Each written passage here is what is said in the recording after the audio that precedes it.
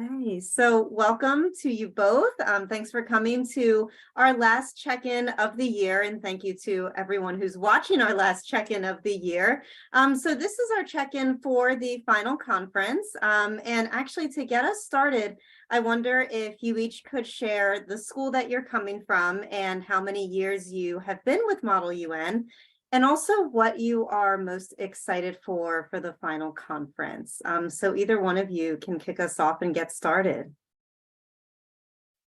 So I'm at Penn Charter. This is our third year doing Junior Model UN. And yeah, last year was our first time having the year-end conference be in person.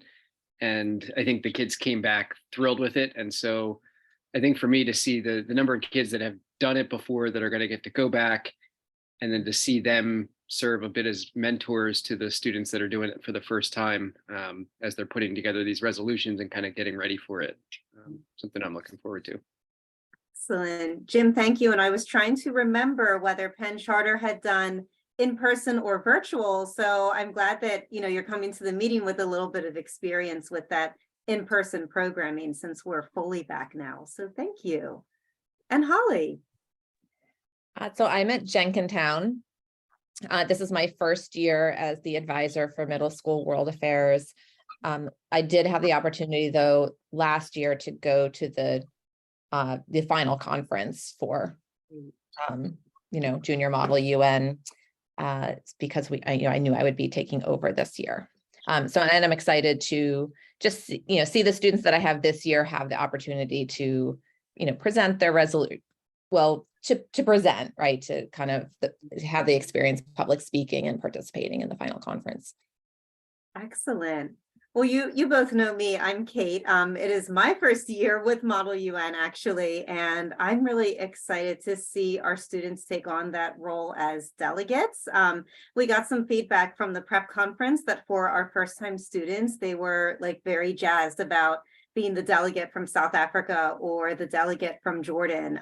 So I'm really excited to see them fully step into their roles at the final conference. So we're going to begin just with a review of some of the key dates coming up, since spring always seems to move so quickly. So I'm just going to screen share our calendar with you. Just going to make sure that I have that window up for us.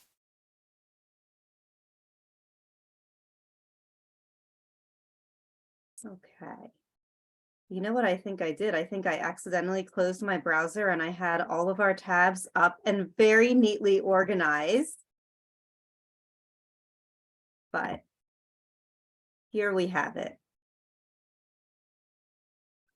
So this is the most recent version of our calendar. You can access this on our website. And if this were a map, you would see a little "You Are Here" sign next to April 6th for our check-in. The first date coming up, and this is relevant to everyone, but the resolutions are due on April 14th. That is required for all of our schools. The position papers are optional, so it is totally up to you whether you have your students write a position paper. If you do, they are due on April 21st. We also have opening speeches, which are due on Friday, April 28th. We did scooch that deadline a little bit because we know that it's a lot of work to have students do positioning papers and opening speeches if you're choosing both. If you're watching this and you're a Global Smart School, you are definitely doing an opening speech. If you are not a Global Smart School, then that is optional for you. The way that you will submit all of these is you will use your Google folder. So you'll upload all of your students' work into that folder. And you'll also see there is a template where they can literally type in their resolution. So that helps them with the formatting, right? It's all right there. So any questions about these dates?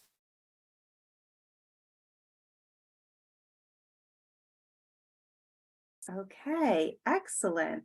So I'm going to stop my share. I do have just a few quick notes about the resolutions.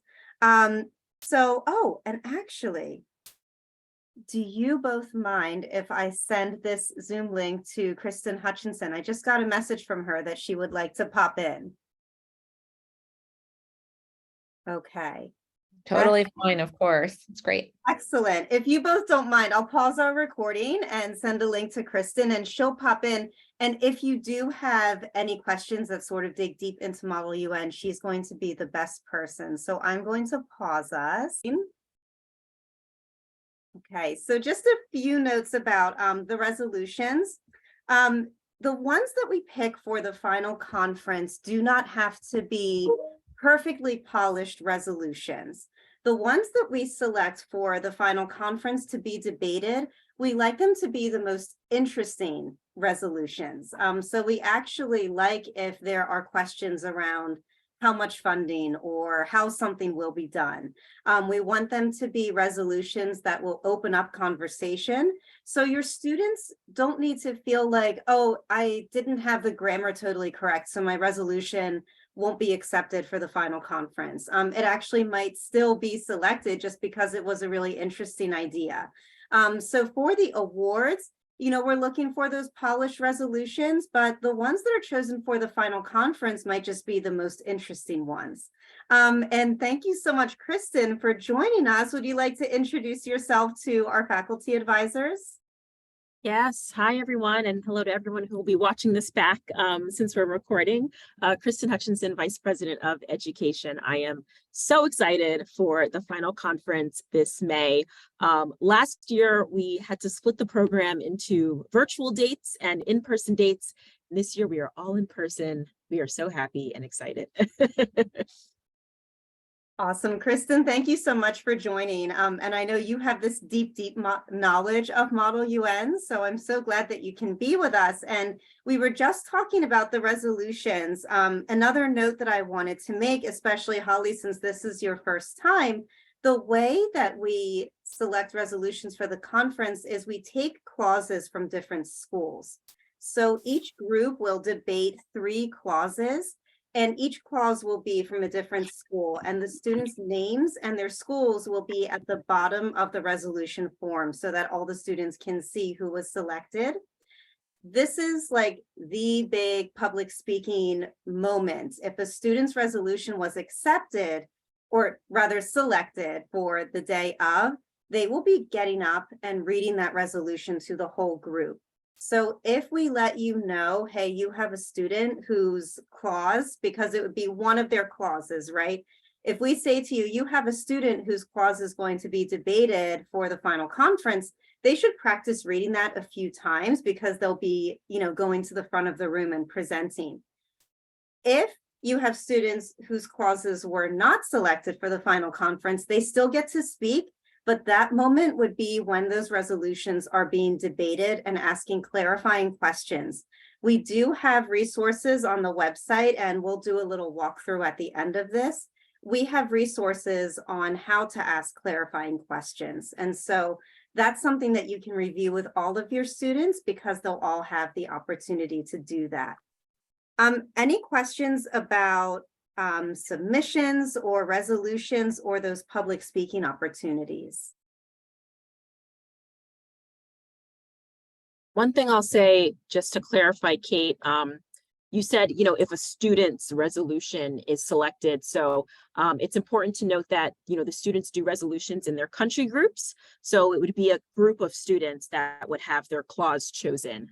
We do that very intentionally in our program because when a clause is chosen, we never want just one student being up in front of a committee having to defend that clause by themselves. They do that with their country partner or partners as well. Yes. So make sure that even your most independent, self-sufficient students are doing resolutions in their country pairs because we want them to have that support when they go up to the front of the room. And actually, while we are on the topic of submissions, I'll just show you all that Google folder. You've probably been in it already, but just to take a quick look at it, I'm going to bring it up for us. See, so I'm just going to navigate over here because it's kind of nice to be able to see. So you can see all of your schools listed here. Holly, do you mind if we open up Jenkintown's folder? Oh, you're on mute, Holly, but I think you said it was okay. Excellent. So I'm going to open up Jenkintown here, and you can see this is that resolution template. This is a Google Doc, and you can use this for your students to write their resolutions, and you can submit them right in the resolutions folder. And if you're doing opening speeches, we will add a folder for that as well. But this is where you'll be submitting all of your Model UN materials. If you're not doing position papers, you can just totally disregard that. It's just there in case you need it. But this is where you will be submitting everything for the final conference. Any questions about those folders? Can you open that template so we can look at that real quick? Sure, absolutely. Curious if it has the lines or not. Okay, so one thing I wanted to say to everyone as well, so you can see this is the template for our resolution. It includes that header where you will insert, the students' names in a given country delegation, the school, the topic that they've been assigned, and then sponsor is just the name of their country. You can see there's 3 spots for preambulatory clauses and then 3 spots for operative. The lines are there because sometimes schools decide to print this out and write on them to practice before typing. So obviously, if you're typing into these, you can get rid of those lines and just, insert your clauses into the resolution.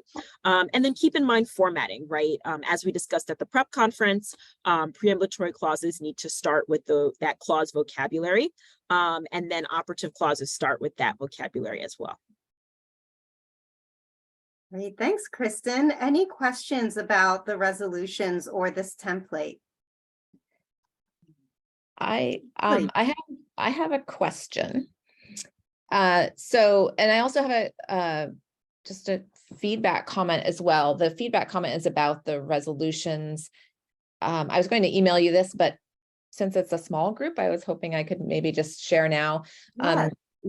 So at the preparatory conference, when students are given, the 2 handouts, one is sort of like the right way to do a resolution, and the other one had a lot of mistakes, and they were supposed to find the mistakes. I just wanted to kind of suggest for future that they're clearly labeled at the top, like sort of like, here's a model way, and then that the one that has mistakes is clearly labeled as, this has a lot of mistakes, find them. Because just when I was looking back for them, because I'm new to this, I had to, it took me just a minute, but to figure out which was which. And then my question is actually goes back to the position papers. If students do not write position papers individually, correct? They write them with their partner. Yes, that is correct. They do all their written work with their partners. I also want to say, Holly, that I think that's really great feedback, because we certainly don't want any student to model their resolution off of the one that they were supposed to fix. So thank you for bringing that to the group. That's excellent. Kristen, did you want to add anything? Just to say that is a fantastic feedback comment, Holly. So thank you. And then in terms of position papers, yes, they're done in those country delegations. There are some schools that do choose to have students do them individually. But those are schools that have done our programs for many, many years. This might be a part of like a class, so they kind of change things up. But we expect to receive them in those country groups as well. And there's a header. There's a position paper template, I think, as well, with the same header, just so that you can also insert all the students' names, the country delegation, and we know who is submitting that position paper. Great, thanks, Holly. Thanks. So now that we've gone over our due dates and your Google folders, we're going to talk about what the final conference is going to look like. And thankfully, Holly and Jim, you've seen it before, so you know that it's our final simulation of the United Nations. We're going to go over the agenda so that you can see it. And actually, I'll do a little website walkthrough if you were to just go to wacphila.org, how you would get to that agenda. So here we are on our website, wacphila.org. There's tons of resources for you all here, but we are going to go to the agenda in particular for the final conference. So what I'm going to do, and I'm sorry, I didn't actually tell you how we got here. I went to education, I hovered over middle school programs, and this takes you to where you can access our General Model UN page. So there's a few different ways that you can get to our agenda. You can go to it either by clicking on General Model UN resources or the General Model UN homepage. Either one of those will get you there. It's a little bit easier for the purposes of our call if we go to General Resources. And so here you can see all different kinds of resources that we have for you. You are going to scroll all the way down past the Cultural Diplomacy Conference. We did that. Past the Prep Conference. You're done with that. You might end up pausing at the resources for our position papers and opening speech videos. This is where you'll find the templates. You can find actually a sample position paper, which is really nice, the instructions. So this section will be very helpful to you. You have information about how to make an opening speech video. And you also can access information about resolutions. So once you scroll past all of this about the assignments that your students have to do, you are going to land on our 2023 final conference resources. And if you click here on agenda, you can get a PDF of the agenda for all of our conference dates. So no matter which day your school has been assigned to the final conference, the agenda is going to look the same. So just a few notes. You'll remember from the prep conference that students were split into 2 different rooms. That is the same for the final conference. They will be split according to their committee. This year, since we have so many conference days and less students on each day, the committee 1 and 2 doesn't really matter too much. That matters more when we have fewer days and we have to split them into 4 rooms. Thankfully, this year we only have to split them into 2. So what your students really need to know when they arrive is which committee they are assigned to. We request that they arrive wearing their diplomat badges already, like you can hand them out on the bus if that's helpful. But if they come already wearing those and they have their committee written on it, then it's really easy for the council to split them up and then send them to their rooms. So these are the same rooms that they were in for the prep conference. They can begin arriving between 8:45 and 9:30. That's our registration window. When they arrive, instead of us splitting them up right away, we're going into the auditorium for the opening plenary. So we're going to start the day all together. And then from 9:55 to 1:10 is when they go to those 2 separate rooms for their committee breakout sessions. And actually, I'm going to review with you all. We have one of the co-chair presentations from last year. So that will kind of give a more detailed look at what they'll be doing and when their caucuses will be falling. But you can even see that here when they're going to introduce the amendments, or rather the resolutions, when they're going to have their caucuses, present their amendments. That is all broken down for you right here. They will have lunch in their committee rooms. One important note, this last clause, they just do an up or down vote because, of course, the day is, a little shorter than would be required to do a full debate on that last clause. Your students will vote on which clauses they want to debate first, second, and third. And then you can see here, around 1:10, we have our dismissal and they transition back into the auditorium for our closing plenary. This is when the awards are announced. I have received a question from at least one school. If you have to leave early, the students would miss the award announcements, but we would mail the award to you. So if any schools have to leave early and you have a student who was selected, don't worry, they will still get their award, but they'll get it via mail. So any questions about the agenda and the logistics of the day?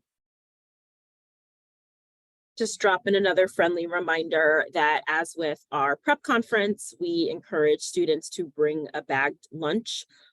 This is a working lunch during the program, just like with a lot of our programs. And so just a reminder there really is no opportunity to purchase lunch or leave to purchase lunch. So we just like to make sure to try to drive that home with teachers so that they can come prepared to the program.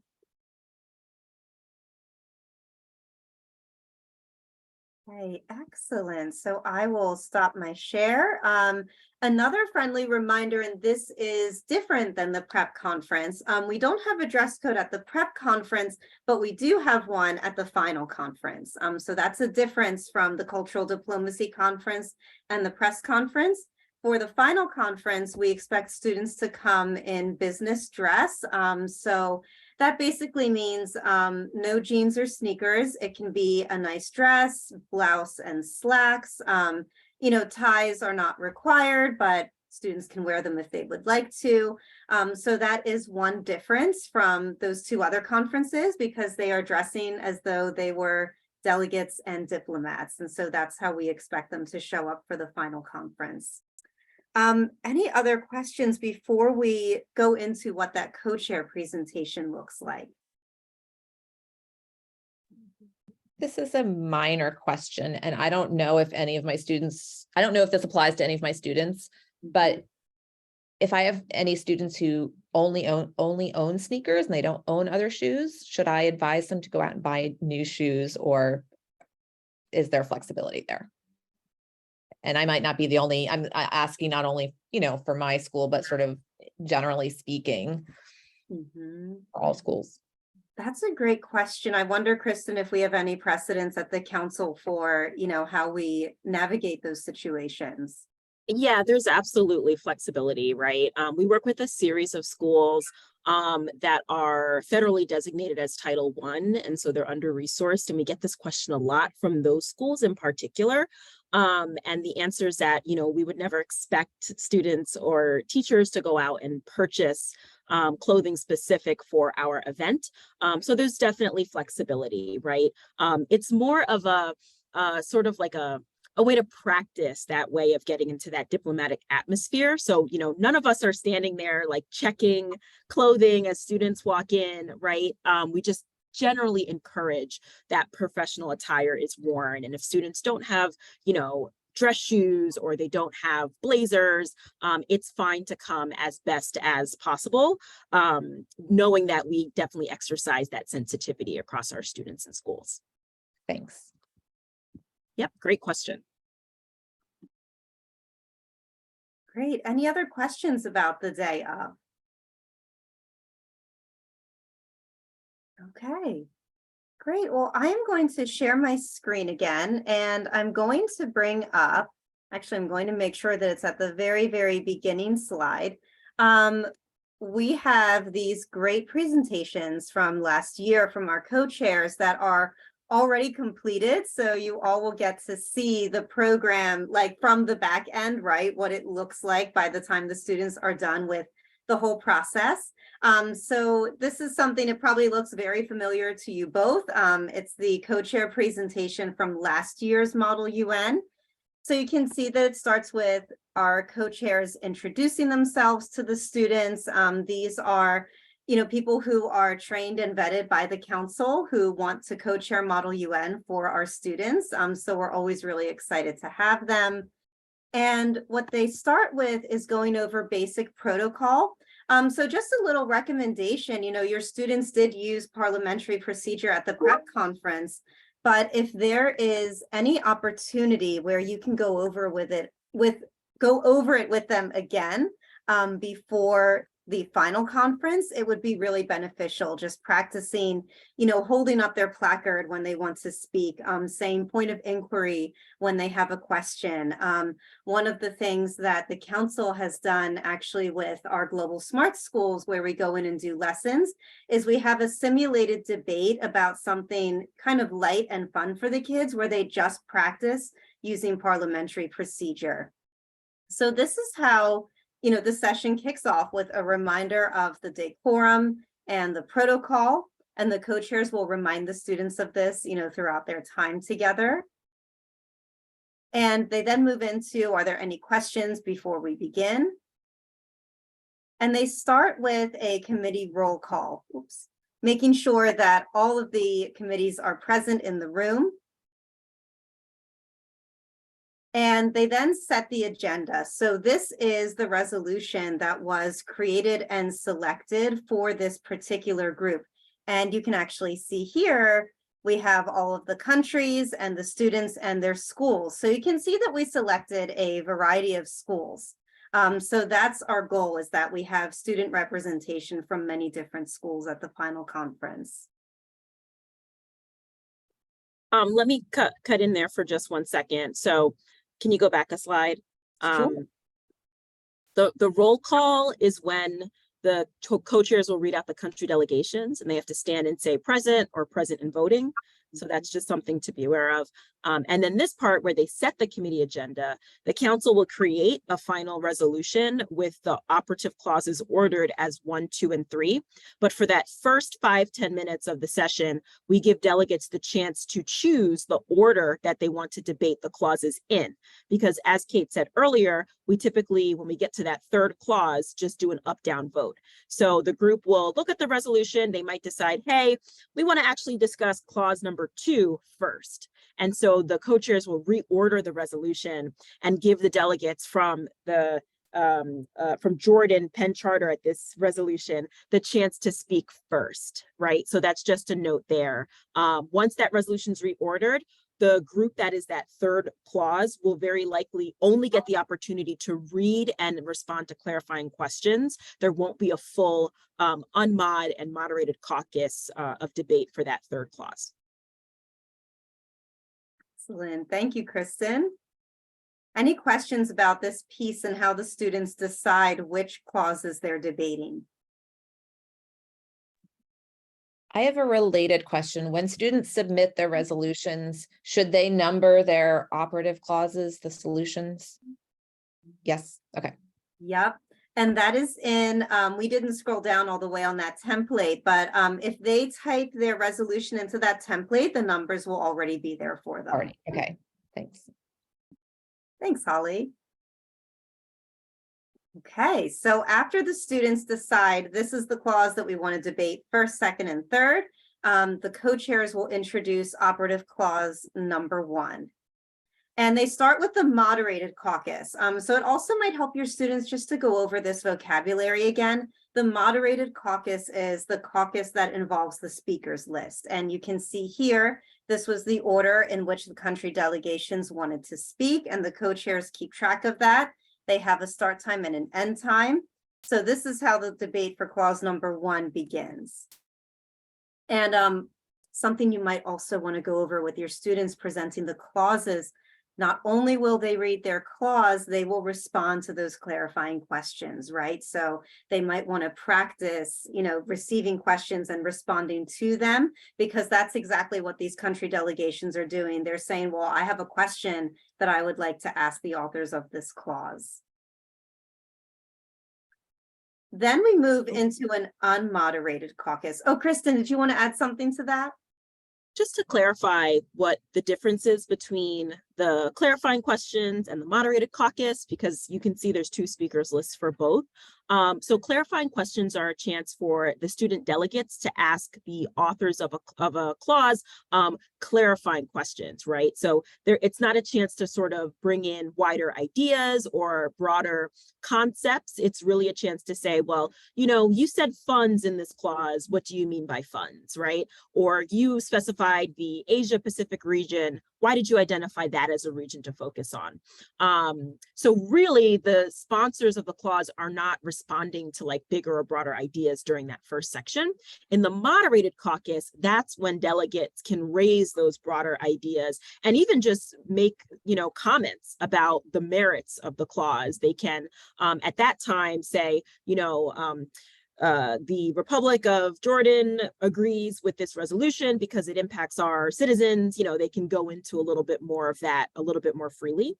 And then the unmod is the work that they do at their tables, right? So they are in regional blocks at the final conference. And we do that intentionally because we know that countries from different regions more often than not have similar economies, similar histories, and probably similar interests, right, in terms of the amendments that they might be making to the clause. So that's the work that they do at the unmoderated caucus. It's more free, there's no speakers list, and they're literally doing that work with the students at their table. This is also something helpful to prep your students for, that they will, just like at the prep conference, they'll be working with students from other schools. And if they're not someone who likes to speak in front of a big group, this is kind of their time to shine in that unmoderated caucus where they're working in their regional blocks. Great, thanks, Kristen. You've got it.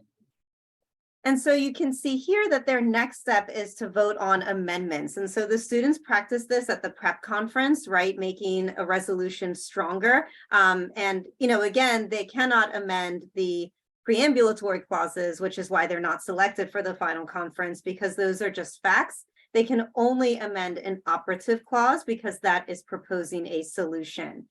So you can see here, these are the different amendments that were proposed by the different regional blocks, and the co-chairs keep track of these and type these into this presentation here for the whole group to see.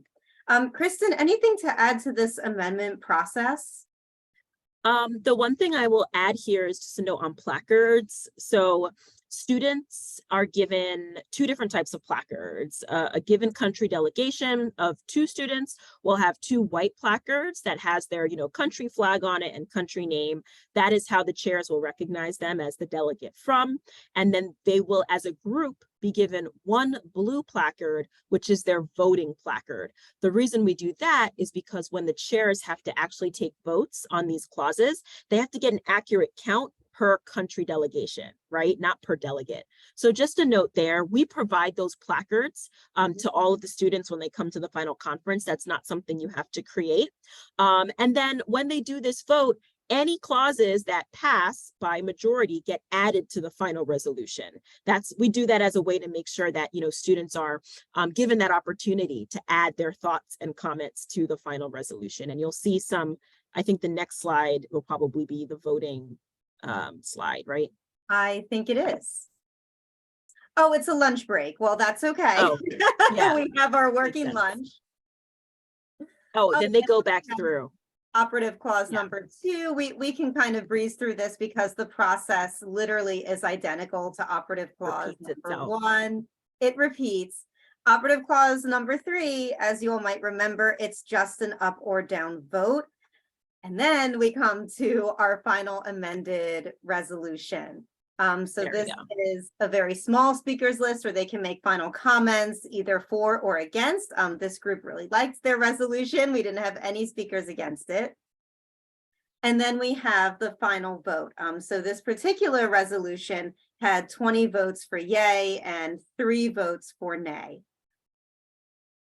And that's the end of their process before they go back to the closing plenary. So after that whole process completes, everyone goes back to the auditorium. We have closing remarks. They learn who won those awards that the council picked out ahead of time for best position paper, best resolution. There are also awards for your students who are not necessarily writers. There are awards that are given out for outstanding student delegate, outstanding delegation. And for that, we're looking for the students who are working really well with others, who are contributing well to the conversation, using their diplomacy skills. So let your students know, like there really are opportunities for many different types of students to show their skills. And that's something that we're looking for throughout the day as well. So any questions about the simulation process and what that looks like? Okay, excellent. So I think that we're ready to go into just some, final logistics. You all know that this is held at Temple University. So it's at the same place that we went before. It's at 1801 Leo Chorus Walk. We'll be sending that out via e-blast. You're going to get weekly e-blasts from this point on, just reminding you of deadlines, logistics for getting to Temple University. Again, they'll be sitting according to their regional blocks. And so when they come in, it's not quite like the prep conference where they sat wherever they wanted to. They'll be seeing their regional block placards already set up in the room, and that is where they'll be going to sit. So the seating arrangement is much more organized at this particular conference. Just another note, after they finish, they will receive evaluation forms, and you all will get those in your folders. So, we love to have their feedback on what went well, what could have been better, and also what topics they would like to see come up for next year. So they will be receiving that once they come back into the auditorium for that closing plenary. Any questions about the logistics in the day, or Kristen, anything that you have to add? No, I hope everyone realizes that the prep conference is really a great way to practice a lot of what happens at the final conference. We're very intentional with how we structure the prep conference, from making sure that students are seated at tables with other students from other schools, to making sure they get that practice in front of the committee with a microphone, practicing public speaking, practicing parliamentary procedure, all of that is so that when they step into the final conference, that atmosphere isn't foreign to them. And it's like, oh, I was in this room before doing something similar. This is just a little bit more formal. The more work that we can do to prepare students for what to expect on the day of, I think, Kate, you had some really great suggestions at the top of this meeting about practicing public speaking, practicing debating. I like to remind students that it's not always about being able to answer the questions. Sometimes it's about practicing how to not answer the questions, especially if you're asked something that you don't know the answer to, right? So they're role playing, right? So really encourage your students to practice that work. If you are reading and responding to a question from a student delegate and they ask you something that's outside of the realm of your knowledge, you can artfully respond. Thank you, delegate. That was a great question. I'll get back to you on that, or that's a great question, but that's outside the realm of my knowledge at this time. We want to make sure they feel comfortable with that, and they don't feel, that they're expected to know everything about these topics, because they're absolutely not, right? And Kristen, that is a great addition, and also a very essential life skill that they will take away from this program. Yes, absolutely. If any of them have a career in politics in the future, it will come in handy, being able to deflect. Yes. Goodness. Well, any final questions? Oh, I do have a final item that is not Model UN related to tell you all about before we close. But before I do that, any final questions about the final conference? Okay, excellent. So I do have one thing that I just wanted to show you all, and you might have seen it in one of your e-blasts. I'm going to bring our website back up again. If you do not go to our Model UN page, and instead you go right here, now we're on our middle school page, right? We get there through education and going down to middle school programs. You will see our 2023 United Nations Summer Camp. So we are very excited about this. This is a summer camp that we have run for several years now, and our theme is Sustainable Development Goals in Action. This year, the SDG we are focusing on is number 6, access to clean water. And no, we are not responsible for the recent potential water crisis in Philadelphia. Pure coincidence that this happened the year that we decided to focus on clean water. But this is a really, really wonderful summer camp for middle school students. It is open to all rising 6th through 8th graders. They do not necessarily need to have done Model UN to participate in this program. They do not need any prior knowledge about the United Nations. Something really exciting is that on the last day of this camp, we do take a field trip to the UN headquarters. So you can see here, it runs Monday, June 6th through Thursday, June 29th. And your families can register here. This is a direct enrollment program. So, Model UN, you all enroll your schools. For this, a family would enroll their students. So please feel free to share this with any families who you think might be interested. So I Yeah, will just yes. I'll make one last note. There is a cost to this program. We never turn students away based on not being able to pay that cost, right? So just to note there, we have scholarships, both full and partial, available for students and families who need it. So always like to make sure that everyone's aware of that. We are very, very grateful for our program supporters that donate to the council to be able to give these scholarships to offset some of these costs for students and families that need it. Yes, thank you so much, Kristen. I'm going to stop my share. Any final questions before we close today? Kate, can you just clarify? I think you may have mentioned registering your school for the summer camp and students individually registering. Does a teacher need to do a first step, like, because I know with the National History Day that's true, or can students just go straight and they can register themselves without the teacher's involvement? Right, you do not need to do anything. So totally different from the Model UN registration where you all fill out that form. Instead, this would be your students' families filling out that form. Yes. Sure. There's about a program cap of 30 students. And I think, Kate, we already have what? 10 registered? Yeah, that's awesome. The program always sells out. And it's always a really nice mix of students. There are students that come from our Model UN program because they love our program and want to spend a week during their summer vacation continuing to talk about the United Nations.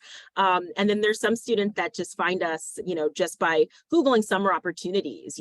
We get families that are like, oh my gosh, my student is really interested in learning about the UN, or they're interested in global affairs. This camp is perfect. And there's nothing out there like this for them. So it ends up being a really fantastic week. We didn't always have a middle school summer program. This was actually born out of the pandemic and wanting to have more opportunities for our students during the summer months. So this is our 3rd year running the middle school program and the 2nd year that it's fully in person.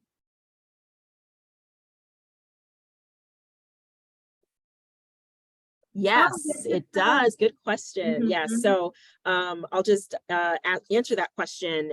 So the question was, does the camp meet in Philadelphia at the World Affairs Council?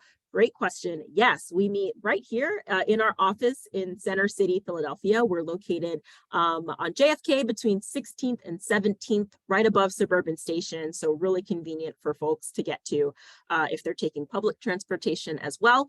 And the program runs from about 9 a.m. until 1:30. So it's, a half day, it's not a full summer camp day program by any means. But each day includes lectures from experts in the field, local experts as well, academics. We put that World Affairs stamp on things, keeping things nonpartisan and always informative. And we also pepper in debates, different simulation activities. And as Kate said, the last day we take a really lovely field trip to New York to go to the actual United Nations. So it's a really fun program. Please help us spread the word. We would love to have your students participate. Great. Any other questions? Okay, well, thank you both so much for being here. And I know that we always have very dedicated faculty advisors who watch. So thank you all who are watching. And we're really looking forward to seeing all of you next month at Temple University. And with that, we'll end our recording.